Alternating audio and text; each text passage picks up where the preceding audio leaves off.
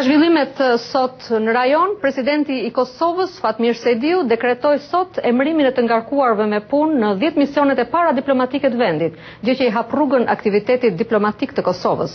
Autoritetet thanë se ky është një hap i rëndësishëm në funksionimin e shtetit të pavarur e sovran, i cili si i tillë është i gatshëm të bisedojë edhe me Serbinë fqinje e cila kundërshton ashpër pavarësinë e Kosovës. Nga Prishtina njofton korrespondenti ynë atje Besim Abazi.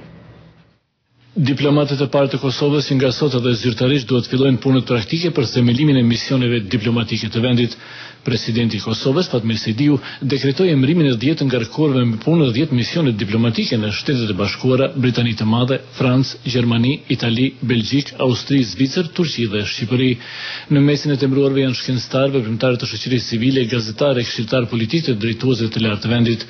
Të kritikuar shpeshherë nga opozita dhe shoqëria civile për zvarritjet e këtij procesi, autoritetet e vlerësojnë këtë si një moment të rëndësishëm pas marrjes së përgjegjësive nga institucionet e shtetit të pavarur.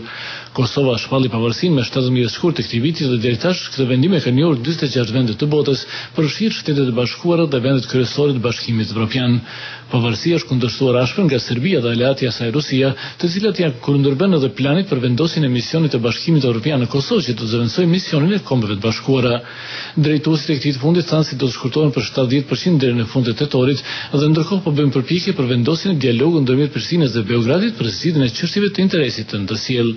Presidenti i Kosovës, Fatmir Sejdiu, tha sot se bisedimet mund të ndodhin vetëm ndërmjet dy shteteve sovrane.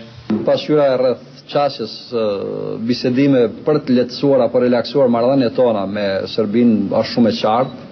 Ne kemi thënë se misionet ndërkombëtare mund të ndihmojnë proceset, por nuk mund të ketë tema që kanë të bëjnë me statusin dhe jemi shumë koshient. Por ne është më rëndësi që të bisedojmë me Beogradin si dy shtete sovrane në gjitha çështjet që janë në interes të qytetarëve të njërit dhe vendit tjetër.